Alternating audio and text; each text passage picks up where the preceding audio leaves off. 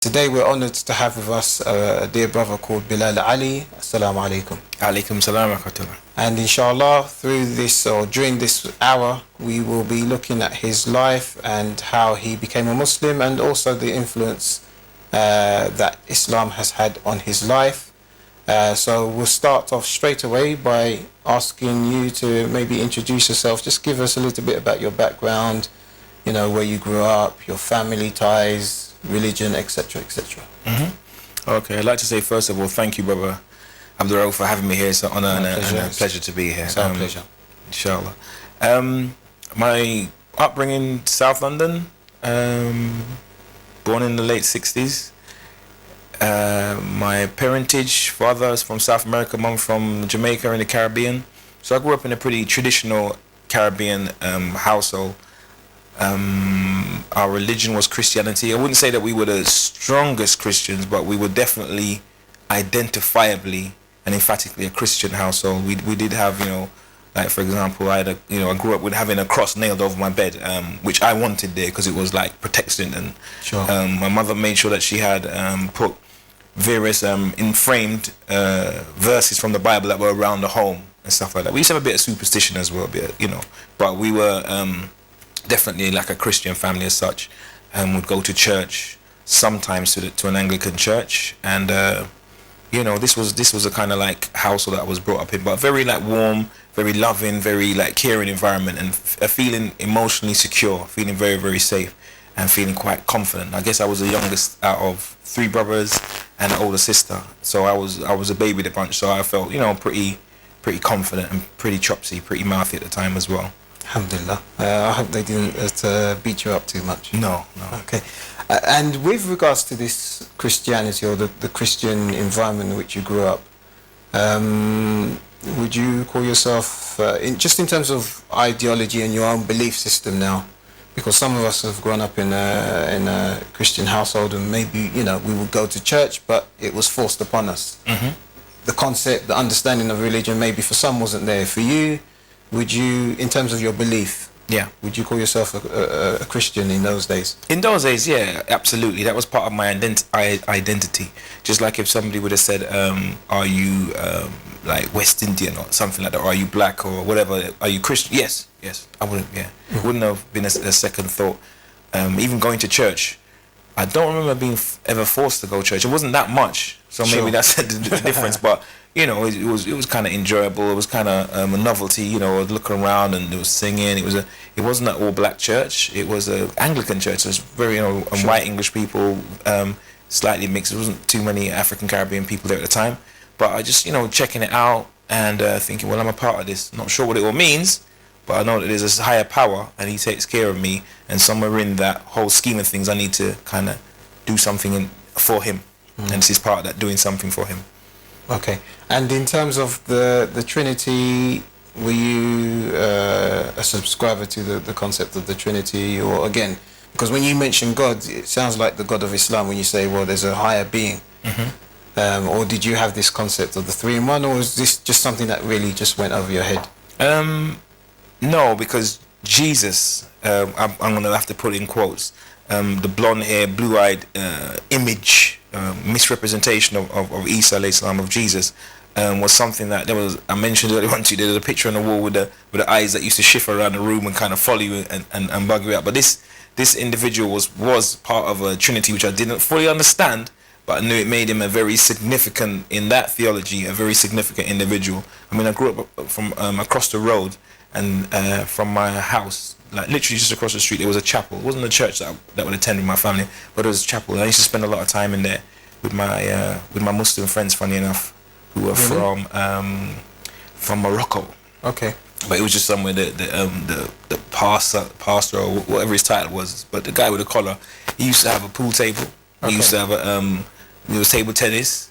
There was I don't know, mouse in the hole, or a few little table games or whatever. So yeah, we would frequent. Well, there wasn't any religious teachers as such. I don't remember actually getting any inspiration, information, or indoctrination for that matter. But just, you know, we spent a lot of time over there, and there was a picture of the representation of what was supposed to be Isa. So that's always been around, you know. Sure. And so this was you then And obviously now you're a Muslim, all praise is due to the Almighty. Alhamdulillah. What was the beginning? What were the first steps, if you like, the turning point for you to become a Muslim?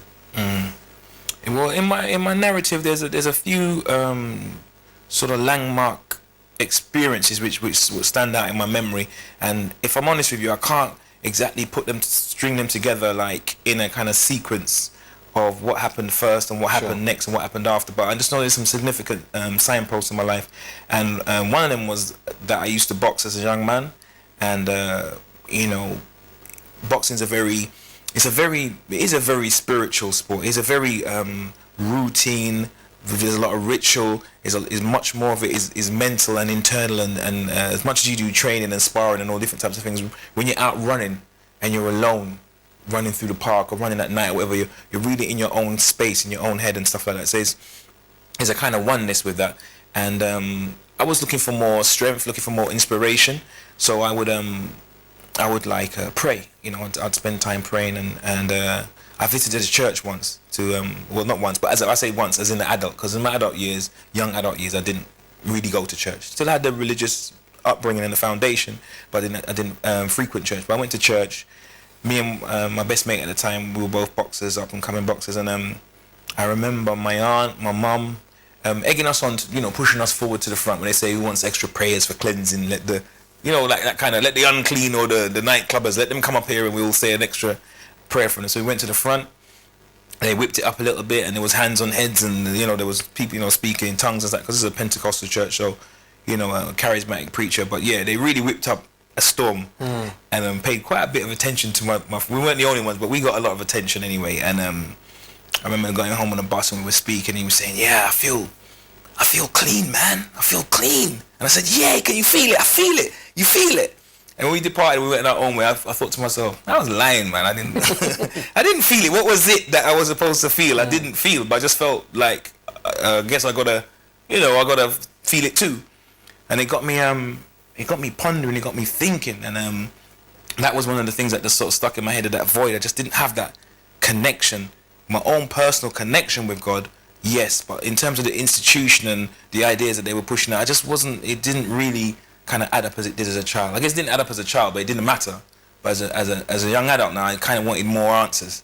So it was one of the things that I started to get thirsty for more inspiration or more of an understanding. So that was one of the things I can remember, and also having a child, or even before my eldest daughter was born, but just being aware that I'm going to be a father and contemplating what that means, what that responsibility means. Up till now, you've been a child. Even in your early 20s, you've been a child. You're childish. Yes. And the youngest of 5 is still living at home. So I was just a big kid. So, but it was a kind of awakening, as if to say, there's some stuff ahead of you that you really need to step up now. You need to man up. So I started to look into, like different areas, different ideas. I looked into black nationalism. I looked into, the Hebrewic faith, not in any detail, but trying to find out, I've heard the Bible's been corrupted. Maybe I can go to Palestine and get a Hebrew Bible that's pure. And I'm going to learn Hebrew, and maybe I'll go the Old Testament route and stuff like that. So I didn't really have any aspirations or a particular interest in Islam. But it was around reading around black nationalism and, reading black history, African history and stuff like that, and becoming aware that, as African people, that, we were the mothers and fathers of civilization, but at the same time, or on the flip side, we became the sons and daughters of slavery and oppression. So I was, I'm there looking for answers, trying to get an understanding. I had some positive individuals around me. A friend, I remember, that got me reading, encouraging me to read. And because I hadn't read a book before I left, after leaving school, I hadn't really read any literature. Sure. Didn't pay attention to books. I read a book about a guy in a British prison, and he mentioned Malcolm X in the book. And I read the life story of Malcolm X's autobiography, and that just shook the very foundations that I was standing on. It just shook me up. Just such an awesome story, and such a powerful individual. It just, I remember Alex Haley or somebody saying that, once you kind of come into contact with Malcolm X, even if you didn't become a Muslim, even if you become a nationalist, whatever, but you had to change your position. It made you reevaluate. You're just not that kind of everyday kind of individual, So it made me reevaluate, and I made a connection, I guess, with Islam within the story, because before that, although I grew up with Muhammad Ali in the background and being a fan of Muhammad Ali and him saying, you know, all praise is due to Allah and Assalamu alaikum, and you know, and we pay to face in Mecca, and he would say all these things on the TV. But as a child, it didn't really quite register what he was on about. I just knew that he was part of some kind of thing that was pretty with black people, but it was serious. But I didn't connect what he was saying with Islam, as in growing up and going to school with Muslims and stuff like that. I always thought of Islam as purely an Asian religion. Like I saw it not in the context of the Abrahamic faith of, you know, the Hebrew faith and the Christian faith, and then Islam being part of that, or you know, it having commonality with that. I saw it more as like, oh, there's Hindus, there's Sikhs, and there's Muslims. So after reading Malcolm X, I kind of had a framework of, okay, so there is an Islam, there's an understanding, there are beings, there are black people that are Muslim and stuff like that. So you know, it was a reawakening. Reading J. Rogers, reading history, reading about the Prophet's ancestry, and you know, Hagar being from Africa, and you know, this is a Prophet's lineage, and also reading about the Moors.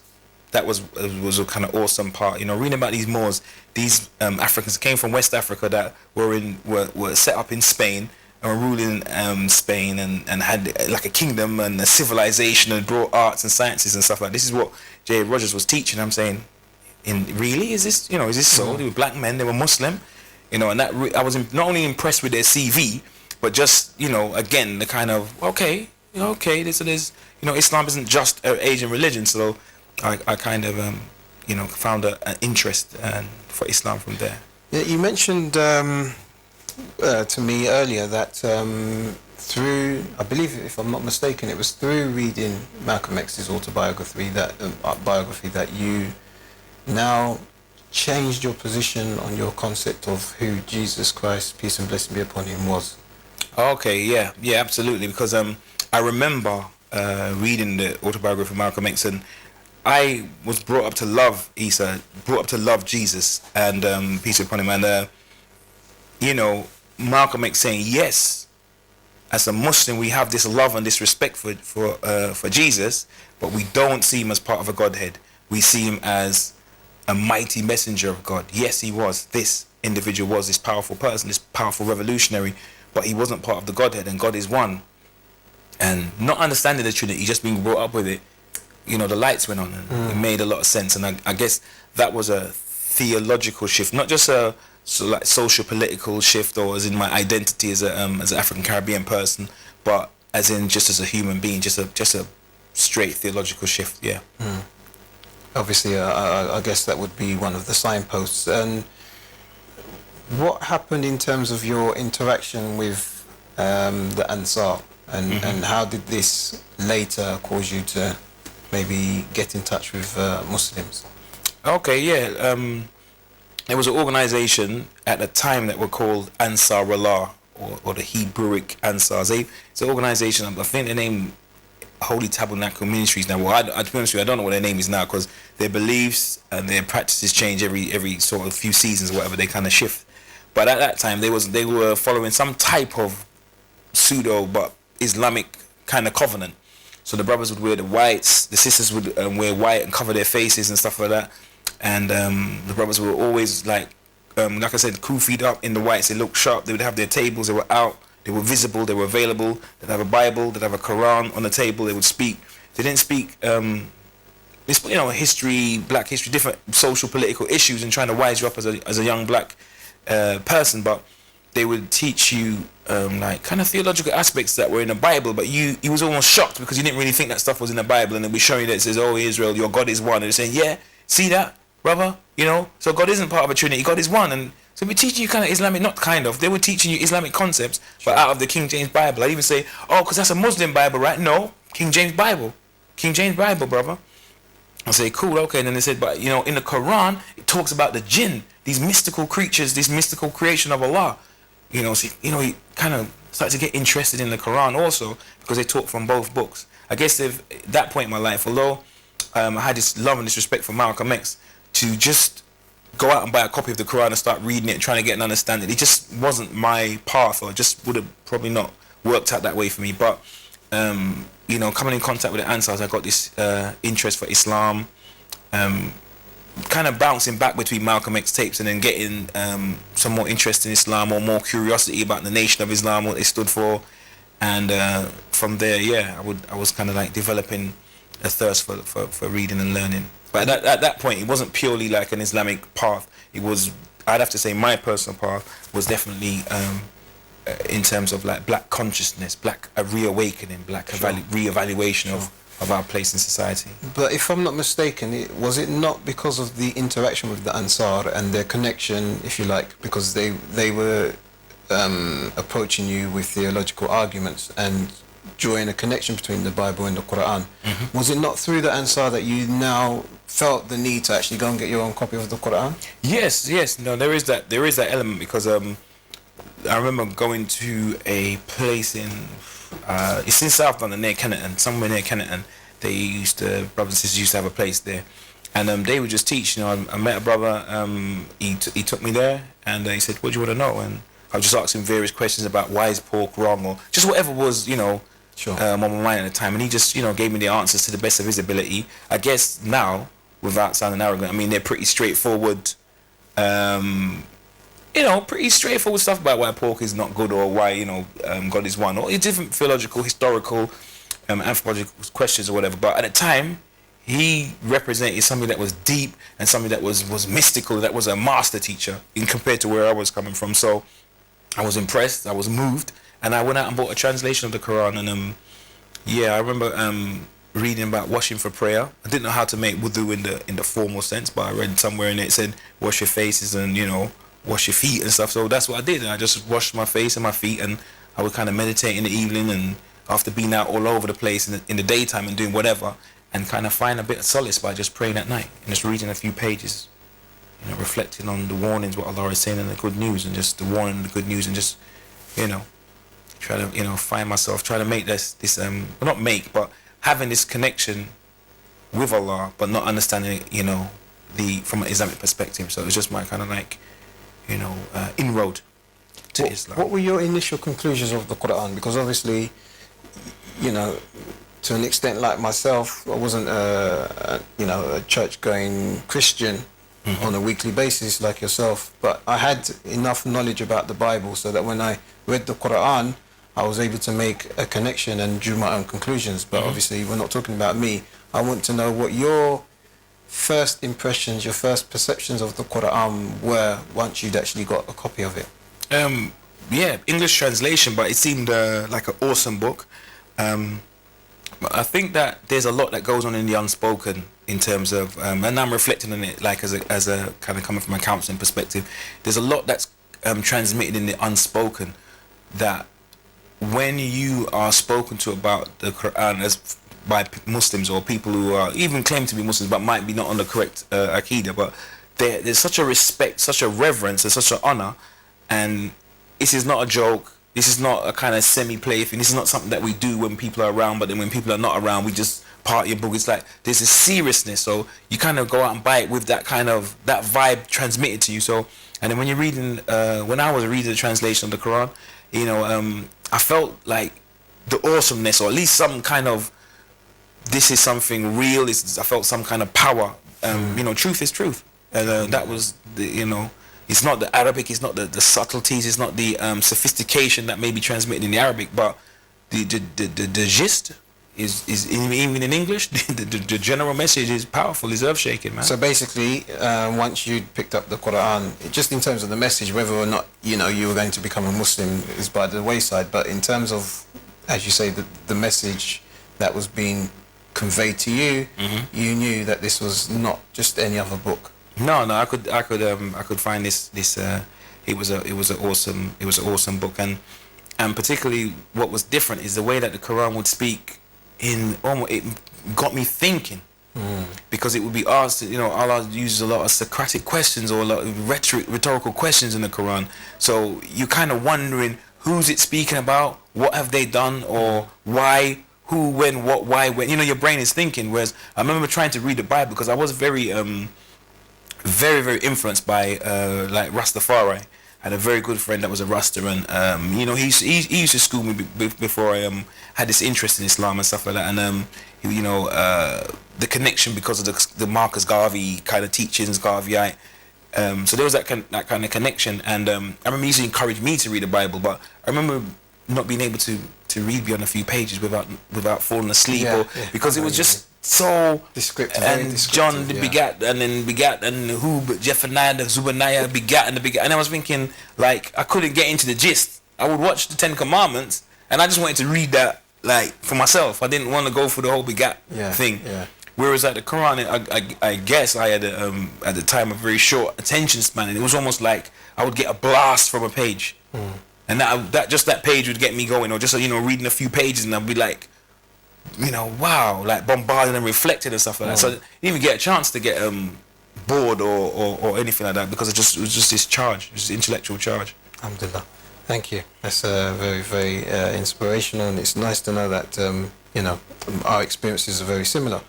Now I wanted to focus on how it was, because I know that when you did finally take your Shahada, it was kind of, if you like, directly to the Ahlul Bayt alayhim salam, but up until this point there's not been any mention of the Ahlul Bayt or any, if you like, Shia friends. So how did that come about? Because obviously this must have preceded your conversion to Islam, or conversion to Islam. What happened was that good brother was that you know, brother Farouk, we were tight from back in Jahiliyyah, and he became a Muslim before me. He was a Sunni Muslim. He even, like, you know, took me to Brixton Mosque. I wasn't a Muslim then, but he just took me to Jummah.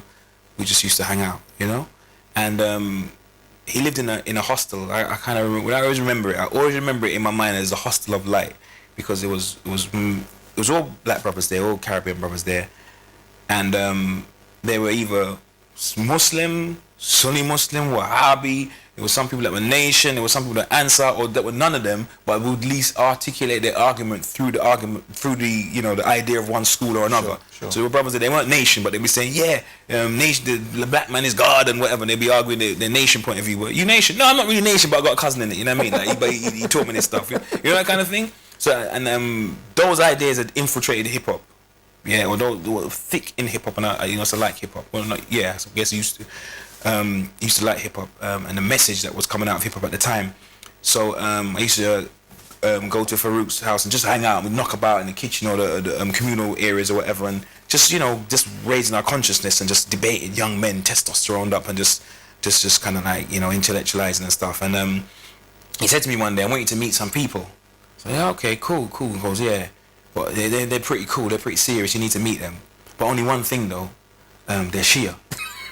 And like... Was it like a hush-hush? Yeah, it was a kind of like, watch out now, because they're Shia. They came with a little sinister tag, and I mean Iranian Revolution, Ayatollah Khomeini was aware of as a child, but made no connection. And when he said they're Shia, it was like a kind of a semi-warning or a little... Was he still... he was Sunnah at the time? Yeah, at the time. And he said, but they're Shia, so... It didn't mean anything to me as a warning. It just made me kind of, okay, what does this mean?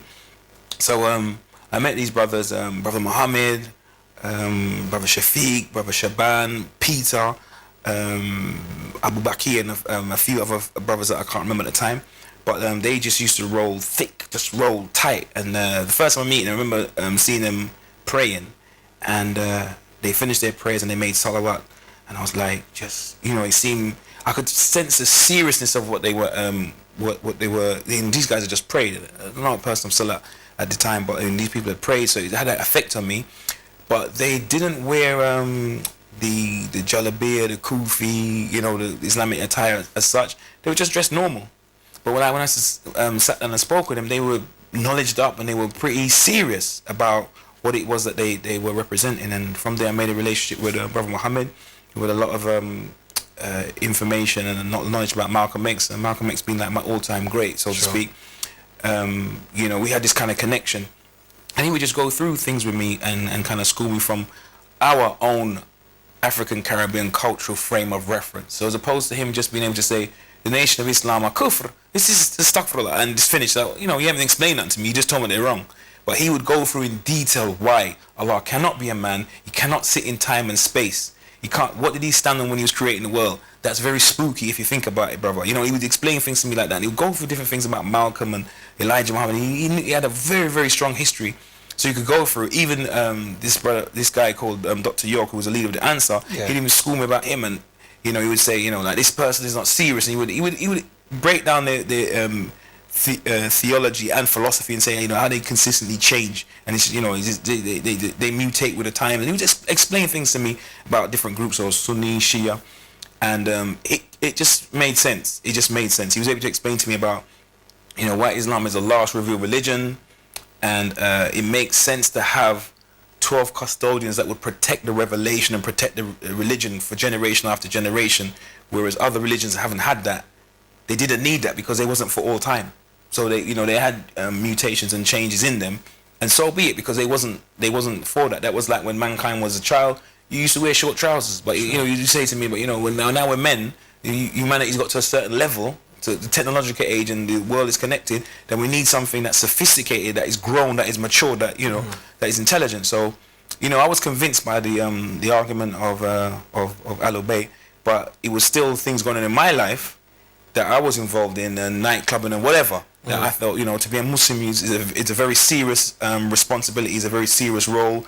I don't want to be like those people who said they were Rastas but kind of had a bad example, where they would say one thing but then they would do something that was kind of like, that was different, that was contradiction and not taken seriously. I always kind of had this thing that Islam, Muslims are very devout, and this whole thing about Malcolm, he's just kind of like some big archetype in my head, in my mind. So I was thinking, you know, I can't really go out like that. I can't really say like I'm a Muslim and I'm going to be doing X, Y, or Z.